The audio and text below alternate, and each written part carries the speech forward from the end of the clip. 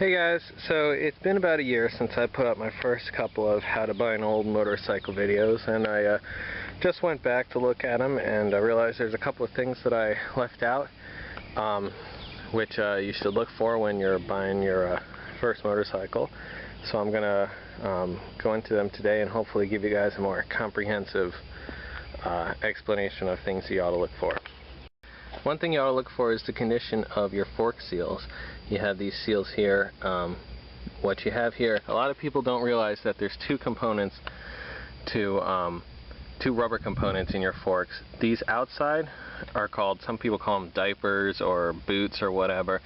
They can crack and they can leak and allows water to get in and it rusts the internal parts. However, this is really easy to replace. What's inside here is a rubber seal called your fork seal, and what some guys will do if they notice that their fork seals are missing or are cracked and they just want to sell the bike real quick is they'll just replace this and then clean up your forks, and hopefully you don't notice that.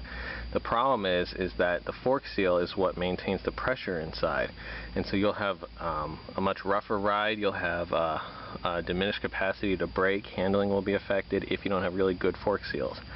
To check your fork seals, just look for the presence of oil or some kind of residue, because oil from inside the forks will ride up here and squirt all over here. So check it out here. Sometimes it'll be dripping down here. Or actually, I can show you guys what it looks like. See here, it's almost really difficult to see, but there's just a little bit of film on here, and this is fork oil. See how it's kind of wet here? Even though these diapers look pretty good, the seal that's underneath it is blown out. Now, it's not the worst thing in the world to replace them, but you gotta take the forks off. You gotta get a couple of specialty tools in there, press it down, da-da-da. I mean, I've done it. It's not so bad, but it's just another expense if you don't do this yourself. It's just another expense of something you'll have to do. Here's another indication. See, this is a little bit wet down here. This isn't brake fluid. The brakes on this bike are fine. It's just the fork oil is coming all the way down here. One other thing to look for, especially if your old bike has spokes, is the condition of the inner tube. A lot of times you can have a bike that hasn't been ridden in a long while, and it may have a tire which has really good tread on it, but it's a little bit cracked, it's a little bit dry rotted. And you might think like, oh, it's not so bad, it's got plenty of tread, it'll hold up.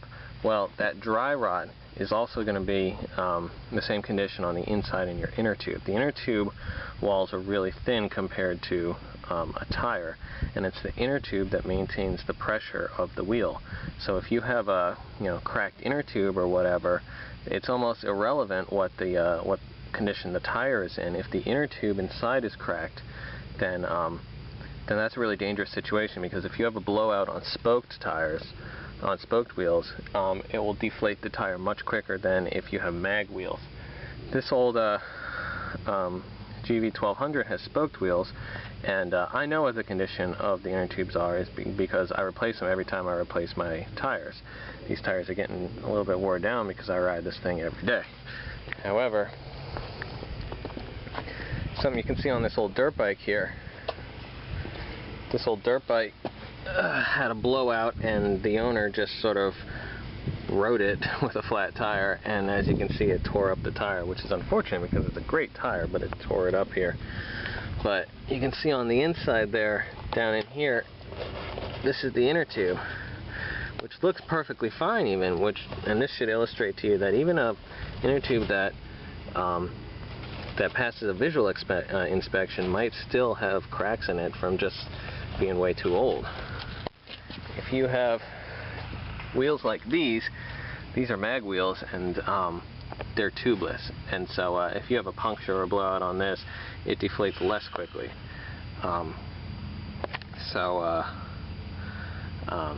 You obviously don't have to check the condition of the inner tubes because it doesn't have any, but it's still important to check the condition of the tires. These tires hold great air, but they're really wore down because this old GSXR was used for racing. So, oh yeah, that's another thing. A really good idea is to, especially if you're buying something like this, you know, a Seiko or a GSXR, or, you know, a little sporty bike like this, check out the condition of the tires. You see here, you see this tire has like a groove more down in here where it's the smoothest right down here, and it's the most worn down. It's a lot less on the sides. That's fairly normal, but if you have this almost a flat part right here, this flat groove, that means that somebody was doing burnouts on this bike. And if they're doing burnouts, then they're probably doing wheelies. And if they're doing wheelies, then they're probably trashing the motor. So I got this bike for ultra cheap. And I'm thinking about doing something really funky in it. I don't know. I've never done anything with nitrous or turbo or anything like that, and I've always wanted to give it a shot. And so if I blow this bike up, I mean, I got it for so cheap that doesn't even matter. But yeah, look for this, because this is an indication that some kid was racing this bike around. You want to look for stuff like this.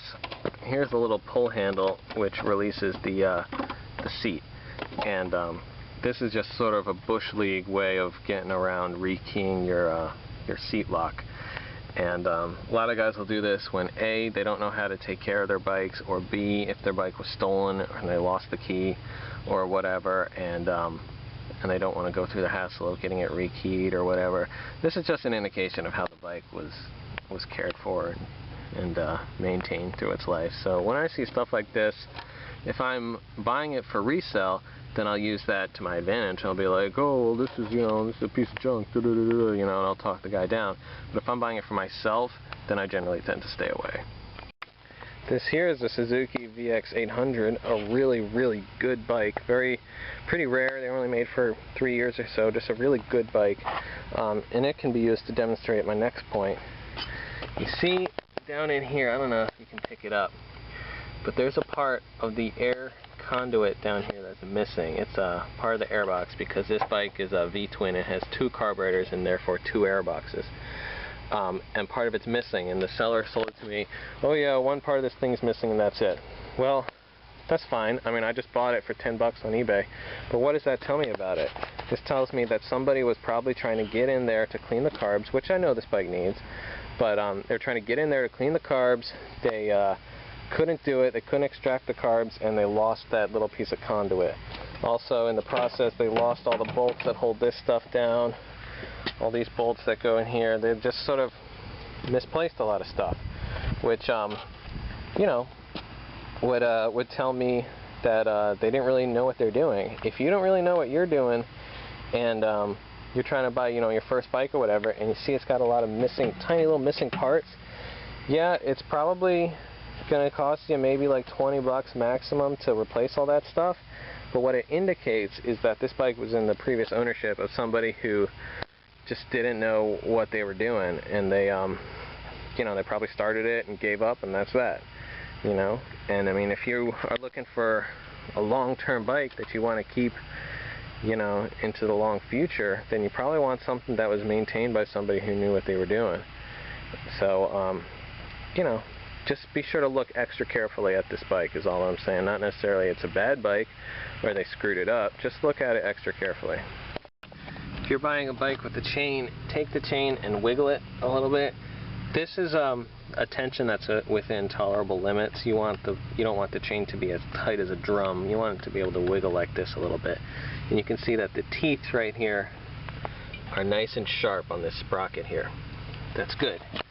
If you have a bike like this that's been ridden around with a really loose chain, it's going to wear down the teeth.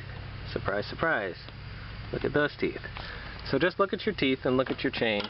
You know, you want your chain to be a lot tighter than this. But you know, a sprocket's not hard to replace, but it's just, you know, it's just money. You're also going to have this sprocket to replace. Look at that thing. It's almost completely smooth. So keep an eye on those. Always compare the VIN number to the VIN number on the title that the seller gives you, as well as the year. And it would also be a good idea to write down some notes about some VIN decoders and take them with you.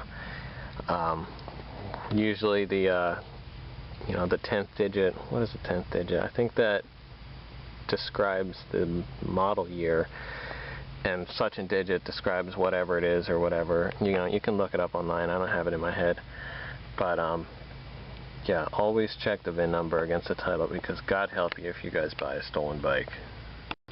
Now, if you have a really old bike that's in really far gone condition, it might not even have a battery running in it, or it might just not be able to turn over at all. Things might be seized up or whatever. What you really ought to do is make sure that the engine isn't seized. And if you don't have a kicker, and if you don't have a battery or working electronics, how do you do that? Well, you take off your side panel here, and you're going to stick a wrench on the nut that's right in here, and this is going to be your crankshaft. And just stick a wrench on it and try and rotate it by hand. You should, I mean, it's not going to be really easy to turn over, but anybody should be able to turn it over. And you should hear the thunk, thunk, thunk, thunk of the 4 cylinders as they make their compression, or rather thunk, thunk, thunk, thunk, because they probably operate in pairs. So you should be able to hear it go like ka-chunk, ka-chunk, ka-chunk, ka-chunk, ka-chunk, if it's got good compression like that. Make sure you're neutral, obviously, or else the bike will start to roll forward. But if you can't, if it's stuck, if you can't, you know, roll it over by hand, well, then your engine is seized. Broken levers like this really shouldn't concern you too much on a dirt bike, unless, you know, a broken lever is accompanied by broken engine, cooling flares here, or like other damage, you know, because dirt bikes fall over all the time. And if you're going to be interested in buying something like this, then you're going to get a little bit of cosmetic damage. I mean, this is going to cost you $5 on eBay, and it takes 5 minutes to swap out, so it's not really that big of a deal.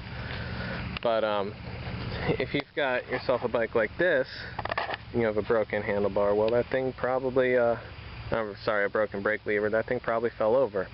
So you want to make sure you take a good look at the condition of the plastics. You can see these plastics aren't really the best. I'm not sure exactly what happened, but these plastics are kind of crappy. A lot of bikes will have brake handles like this. You can see this one has the same one. And some guys will say, like, "Oh, what happened there? Did you lay it down and it bent?" No, if you bend something like this, it would, I mean, it's cast aluminum, it would break off. That's just a style, you know, that's just for looping your fingers around. So that's not an indication that it went down. This is always kind of nice to see. You got yourself a Vance & Hines exhaust system here. But if it's not adding to the cosmetic condition of the bike, you can see it's all scratched up, a little bit rusty and whatever, then it's not worth anything. If the seller's trying to be like, oh, an extra $200 because it's got this Vance & Hines on it or whatever, and it looks like this, well, that's not going to be worth it to you. Hopefully this bike got rejetted for the Vance & Hines exhaust when it was installed, and it wasn't just thrown in there by somebody who was a maniac with a welder. But yeah, this isn't worth very much. So that's about all I can think of at the moment. If you guys have any questions, you know, be sure to send me a message. Good luck out there.